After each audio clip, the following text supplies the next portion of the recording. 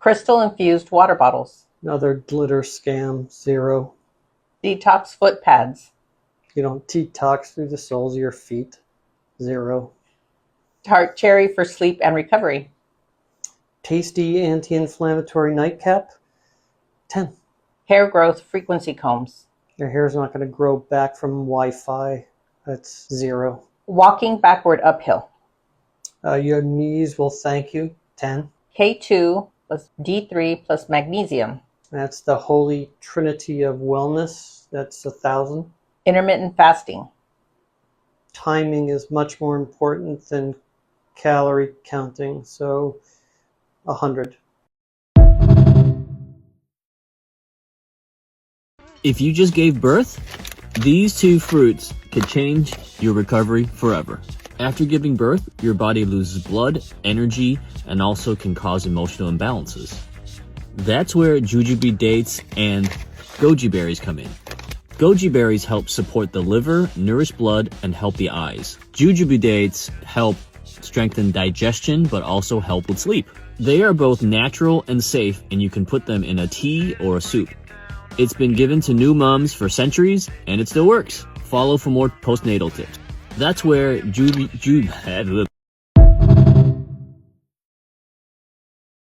To the person who told me to make golden milk, I hope your life is full of abundance because this is now one of my top 3 favorite drinks. And all you need for this drink is a plant-based milk, cinnamon, turmeric, black pepper, maple syrup, or honey for a sweetener, ginger, and I decided to add some cloves for extra benefits. And with these ingredients mixed together, you've now made a drink that is great for your skin health, your brain health, improved immunity, reduced inflammation in the body, and is really high in antioxidants. Plus, it is absolutely delicious.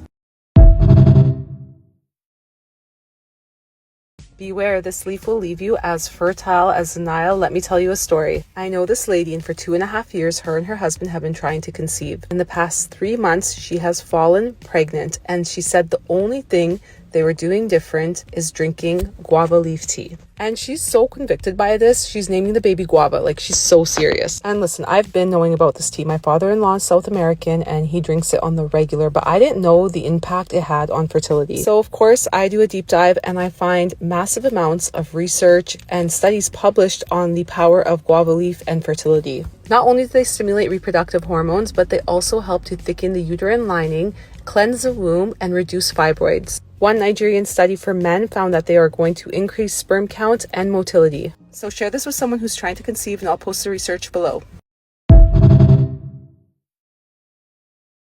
Happiest people, they do 4 things every day. They practice their faith, they are close to their families, they have friends, real friends, not deal friends, real friends, and they take their work seriously, and they get meaning from their work, which really comes from feeling like they're earning their success, creating value, and serving other people.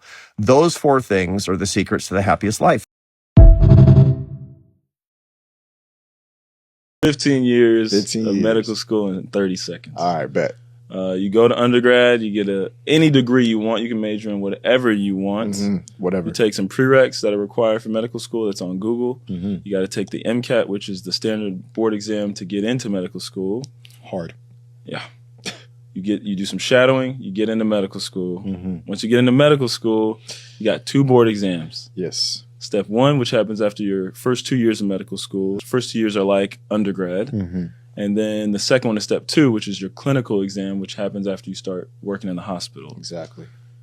And then after that, you graduate and you go to residency of your choice. Surgery, pediatrics, psychology, whatever. Type. Oh, not psychology, psychiatry. My bad, y'all. Yeah, psychiatry. Don't fire me. Yeah.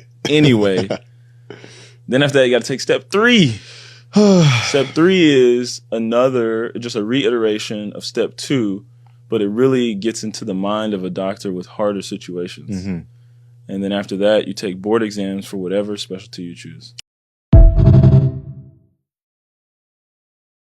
Watch your kid's dentist and make sure that you are not allowing your child to have a toxic gel in their mouth called fluoride. Fluoride does not make teeth stronger, okay? It's actually been linked. There are studies. Sodium fluoride has been linked to all kinds of issues, from thyroid disruption, arthritis, and even bone cancer. High incidence of osteosarcoma in male adolescent children. Fluoride isn't what we thought from a long time ago. You do the research. Go to fluoridealert.org. Get more information and watch your dentist.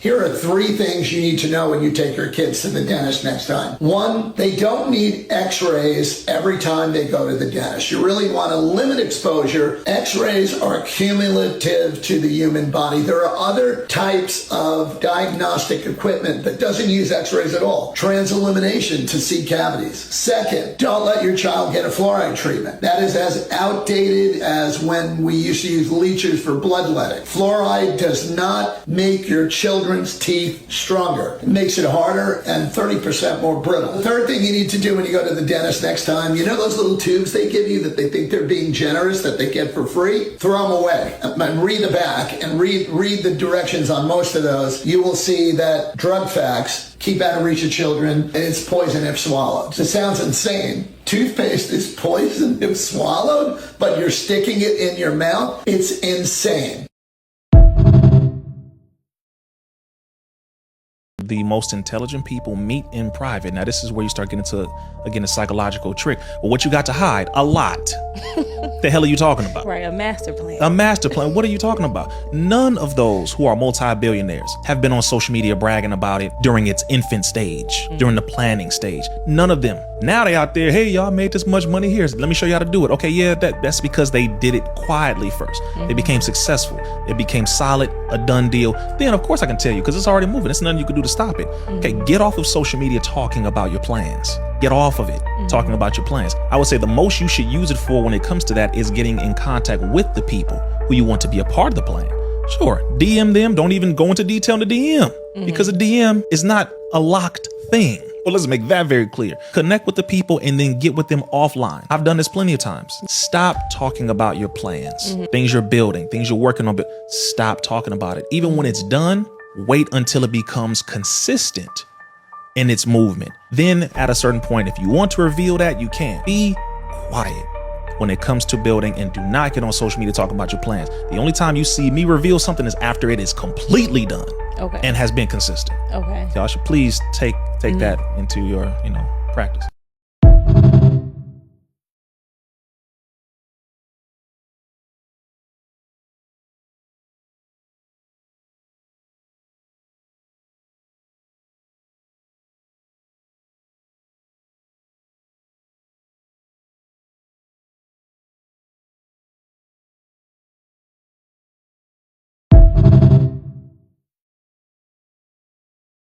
All right, guys, if you're planning to build a house anytime soon, you got to check out what they did in this master suite, owner suite, primary suite, whatever you want to call it. This is nice. All these windows, but look at this. So right as you come in the bathroom, they got a steam shower. That's not even the coolest part about this bathroom. Look at this. Right here, next to the tub. What? A towel warmer? Are you serious? That's so nice. And then over here, it's your second and third thing, I guess. You got a washer dryer combo in your closet. Plus, what's this? A mirror? Nope. This is a steam closet. Are you serious? That's crazy. Put this on your list for your master suite, owner suite, whatever you want to call it, because that is sick.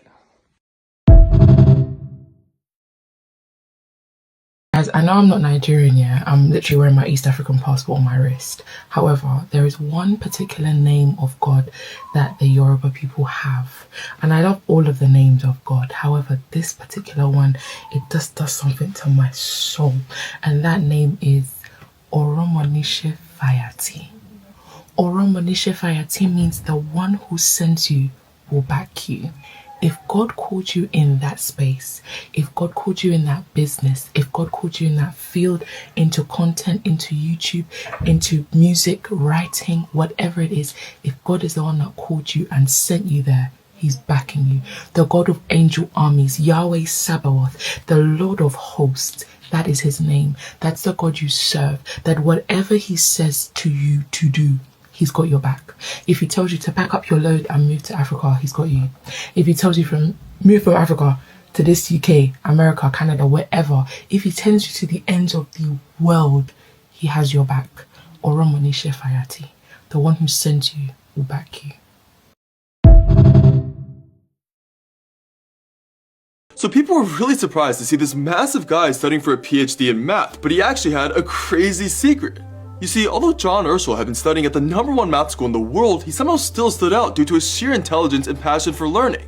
In just his very first year, he managed to publish 6 peer-reviewed papers and won several academic awards. But although John was built like a pro athlete at 6'3" and 300 pounds, a lot of people had no idea that he actually was a pro athlete. As it turns out, on top of studying full-time for his math PhD, John was somehow also balancing a full-time job playing for the Ravens. Although he was actually a really good offensive lineman and was getting paid millions to play football, John just loved math and refused to throw that away. So after getting accepted into his dream MIT program, John just secretly told the Ravens that he was just taking some classes. But little did his team know, pretty much every moment outside of games and practice, he was constantly studying. And when John eventually read a new paper on CTE and football players, he just retired from the NFL for good. He somehow still managed to graduate with his PhD in less than 5 years. And not only is he now a math professor at MIT, the only mention of him ever being in the NFL in his resume is just a tiny blurb on page 8. This right here is the story of my life, an immigrant girl who left her whole world behind at 15, headed to America, chasing a dream to become a doctor. I'm Dr. Eva, internal medicine hospitalist, but titles don't define me. I'm a woman on a mission. I'm here to challenge the narrative, because somewhere along the way, somebody decided that women in medicine gotta choose career or life, success or joy, purpose or peace. Nah, I don't buy that. Somebody lied and said, you won't have time for a family, you won't travel, you won't live. I'm here to say, watch me. Don't get me wrong, medical school, residency, it's a beast. You grind, you sacrifice, but it's not the end of your life. It's the beginning of a different kind of one. So when I'm not admitting patients or advocating for folks in their most vulnerable moments, I'm catching flights, creating content, building legacy, and showing my kids and my sisters out here that we don't have to fit in their boxes. You're not too loud, you're not too much. You're just not meant to be basic, period. Especially my sisters, black women, brown women, women of color. We deserve to take up space in medicine, in motherhood, in joy, in power. Because let's be real, representation does matter. And I want you to see what's possible. If I've learned anything along the way, it's this. Set boundaries like your peace depends on it, because it does. And if they don't respect your no, they don't deserve your yes. And yeah, you might spend most of your 20s grinding, but that doesn't mean you can't live, laugh, love, travel, fall in love, or grow into the version of yourself that's been waiting to bloom. I didn't come this far to play small. I came to break every single box they tried to put me in, so the next woman knows she can burn the blueprint and build her own.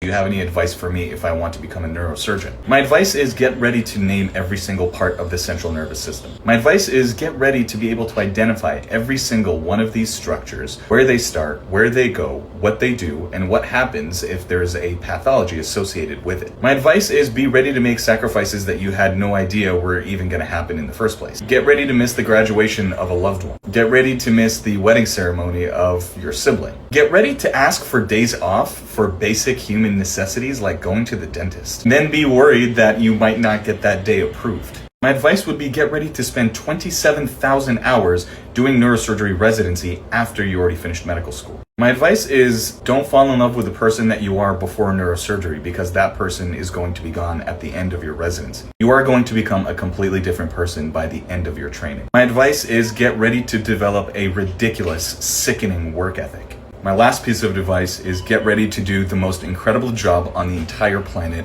and wake up every single day feeling like you've actually accomplished something. There's one neurosurgeon for every 100,000 people in the entire world. Get ready to be that one person for 100,000 people that will need you. Hello, good evening. My name is Najala. I'm a second-year math. How are you in today? When it first started, I'd say it was around a 4 out of 10. But lately, it's been feeling more like a 7 or 8. Have you noticed that anything makes you worse? Yes, physical activity makes it worse. Even simple tasks like walking or carrying. The woman started acting strangely, and initially surgeons thought that she had a brain tumor. But when they opened her up, a surprising find. Eyewitness News reporter Joe Torres spoke to her about the bizarre diagnosis. When neurosurgeons opened up Rachel Palma's skull, they fully expected to find a marble-sized malignant brain tumor. Instead, they found a parasite. Okay, couple important things here, guys. Antibiotics are not going to kill this brain parasite, number one. Number two, parasites are not only overseas, they're all over America. They're not just in third world countries. Parasite eggs are everywhere, on door handles, on toilet seats, they're on grocery carts. 9 out of 10 of my clients will release physical, visible worms when doing a thorough parasite cleanse. I myself have released hundreds of worms throughout my years of cleansing. If you're serious about your mental health, your physical health, you gotta understand how to get rid of these buggers. Number one, check out fenbendazole and ivermectin. Do your own research. I'm not a doctor. Wildly powerful at paralyzing and starving parasites. We also have castor oil cleanses. 2 tablespoons in 4 ounces of warm lemon water first thing in the morning. Very powerful for killing intestinal parasites. You can do it once a month just like a lot of Indians do. It is an ancient Indian tradition to help deworm children and adults. Very potent. We also have mimosa pudica seed, very powerful at suffocating the worms. Liposomal biocidin, which will cross the blood-brain barrier and help with parasites in the brain and the intestines. And last but not least, the atom bomb for parasites, BioPure 10-in-1. 10 different ozonated essential oils. We've been using this for many years in the Detox Dudes. You can either take it rectally via suppository, you can take it orally, you can put it on your skin. Extremely smelly, extremely powerful. I'm not a doctor. Talk to your doctor about this stuff, but if you're serious about your health, if you're having issues, if you are not lucid and clear, you gotta start learning about parasites. Peace. I hesitate to buy as a lawyer who tracks all the lawsuits. First, protein powders, especially the organic, chocolate-flavored, plant-based ones. Those versions are reportedly more likely to have toxic heavy metals like lead and cadmium in them. Certified organic protein powders, on average, found to have 3 times as much lead as non-organic ones. Plant-based, way more likely than collagen or whey. And chocolate, much more likely than the vanilla flavor. Also, lawsuits of PFAS contamination or mislabeling. Just research your brand as best you can. Second, smart home devices. Now, we have discussed so many privacy violations turning into class action lawsuits, with some smart speakers recording your conversations even when you haven't activated them. Also, smart video cameras being sued for having weak security, for giving access to all sorts of other people to watch you in your home. 3, anything from Shein or Temu. Some of these items have been tested by countries who import them, and South Korea found that a children's jacket had 622 times the regulated limit of phthalate plasticizers, sandals with 11 times the limit of lead, and you know what they're doing to our environment. You want more of my list? In the UK, we've got something called Companies House. This is an official government UK register of every registered company listed in the UK. You go on there, you tap in ABC Limited, and it will tell you the directors, it will tell you the shareholders, it will tell you the shareholding, it will tell you filing history, whether any filing is late, when the next accounts are due, what the company's financials are. You can also find out if a director has ever been disqualified or how many appointments a director holds. You can also find out if a company is active, if it's been dissolved, or if it's about to be struck off. It's quite an extensive register. But the one mistake I constantly see people make is when they register their company, they register the company at their home address. Stop doing this. It is a public document. The whole world can see it. And now they know where you live. Stop doing it. Use a virtual office. It will cost you about £10 or £15 a month. And generally your accountant will provide you with a service where you can use their address for £10 or £15 a month. If you have registered your company at your personal address, as of, I think it was the 27th of January, there's been a new act that's been enforced where you can now remove your personal address and replace it with another address to protect your privacy. Said, I'm really sorry to tell you, but on your CT scan, it shows that the cancer has spread. a family favourite for over 100 years, but today hundreds of women are preparing for legal action. This might just be one of the worst examples of corporate greed that has ever happened. See, Johnson & Johnson only stopped selling their talc-based baby powder in 2022, but they knew as early as 1971 that it could be contaminated with asbestos, and the reason how we know this is horrifying. See, recent court documents showed that some tests of its product were positive for asbestos to the point where the company actually wanted to see what the health impact of this was. They then funded a study to inject a majority of black prisoners in Pennsylvania with asbestos to see what the difference was between that and its talc. They then knew for decades that the asbestos in their product can cause cancer, but still sold it until 3 years ago. If I got transformed back into my body that was 100 pounds heavier than I actually am now, this is exactly what I would do. I would drive my ass to the grocery store, Greek yogurt, cottage cheese, tuna, ground beef, chicken, egg whites, don't forget the egg whites. I would meal prep, eat a high protein, low calorie snack or meal before your regular food, the food that you love, the food that you enjoy. It will help you figure out hunger cues, to figure out when you're full, and it'll jumpstart a journey to weight loss. As we've reported recently, life expectancy in the United States is now at its lowest level in nearly 2 decades. And the projected lifetimes of Black and Native Americans are shorter than for white Americans. New research offers an insight on a potential factor driving this disparity. It finds that Black people live longer in areas with more Black primary care doctors. That's why even, ladies and gentlemen, even in modern medicine, we're recognizing that the African body does not react in the same way to medicines and other things as does the European body. Now doctors are beginning to realize what they realized even in the 60s and 70s, but because it was politically unwise, they did not talk about it. And that was the idea that you must take the ethnicity of the individual in mind if you're to give them the best medical treatment.